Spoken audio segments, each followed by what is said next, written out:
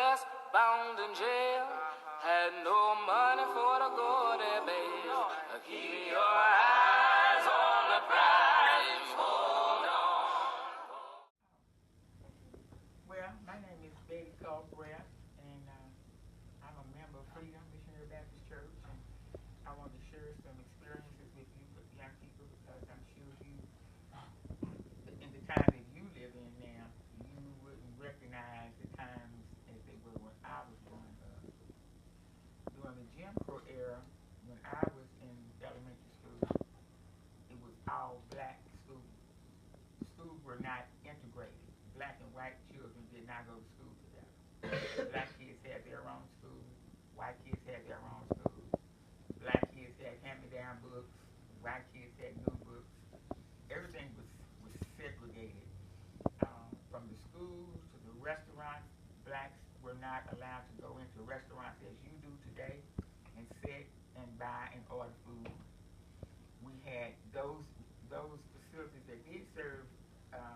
We were black people then. We had not graduated to African Americans. But those restaurants that did serve black people, you had to go through the back door. You would go around, they had a colored entrance and a colored order, where you would go around to the side door, to the back door to order your food. You could not go into public establishments like you all do today, go in, sit down, and enjoy your restaurant. We were not allowed to do that. It was all segregated. Of course, black people had their own restaurants, own hotels. Back then, black people owned and operated their own businesses, all kind of businesses, hospitals, banks, doctor's offices, restaurants, retail stores. And in a way, back then was good in as much as black people owned and operated their own businesses. We were not dependent upon white businesses. We operated our own, we had our own credit union, we had our own everything. So we were not deprived of anything, but we simply were not allowed to reap the same benefits from our tax dollars as everybody else was, because we were restricted from going to parks, recreation centers, movie theaters. Black people had to sit up in the balcony. We had to go in the side door. It's the same fare, but you couldn't sit in the same seats. You could not go to the concession stand. We were really restricted from using all the mainstream facilities, both private and public. You could not stay at hotels. If churches had conventions, and when people had conventions like they do now, you all familiar with conventions and things. Black people coming into Dallas for those conventions, if you were not able to get one of those hotels, because we only had two. That was a common thing back then, is that the church people would open up their homes and allow people to come and stay with them, and they would give a little donation to the family members who allowed somebody to come in and stay. And we had our own taxi cabs. We could not ride in white taxi cabs. They would not pick up black people. So everything that we were not allowed to do, black people did for themselves. The reason for the whole civil rights movement and the integration was that it was not fair for black people to pay the same taxes and live in America and be citizens of this country and not be able to do everything that everybody else was doing. Because as I said, only thing you could do was go to the grocery store and buy groceries where everybody else went. So the whole civil rights movement was about fair and equal treatment. Booker T. Washington High School was the first high school ever built. Black kids had to go half a day because it was too many people to go, too many students to fit into the school. So they broke it up.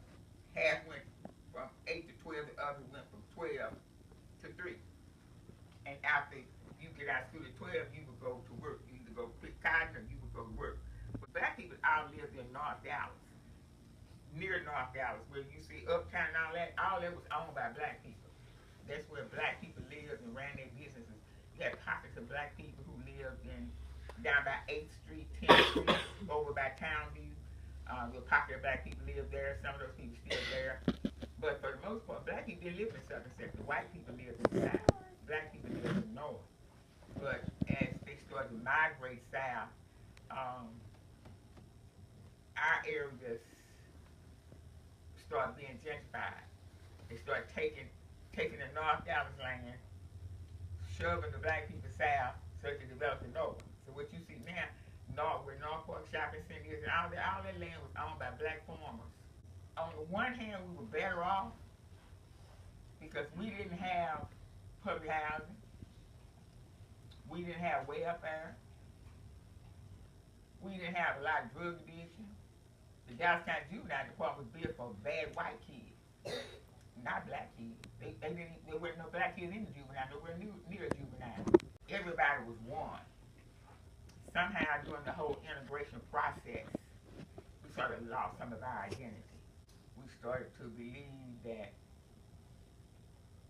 his ice was colder than our ice.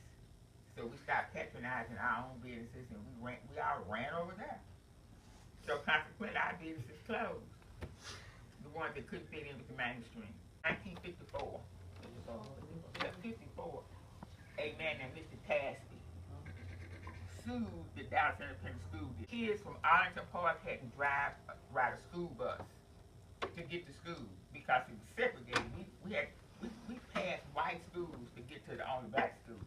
So in 54, Mr. Tasby filed a lawsuit against the ISD so that his children could go to school near to their homes. And that particular lawsuit went all the way up to the Supreme Court, and it was Brown versus the board, I believe.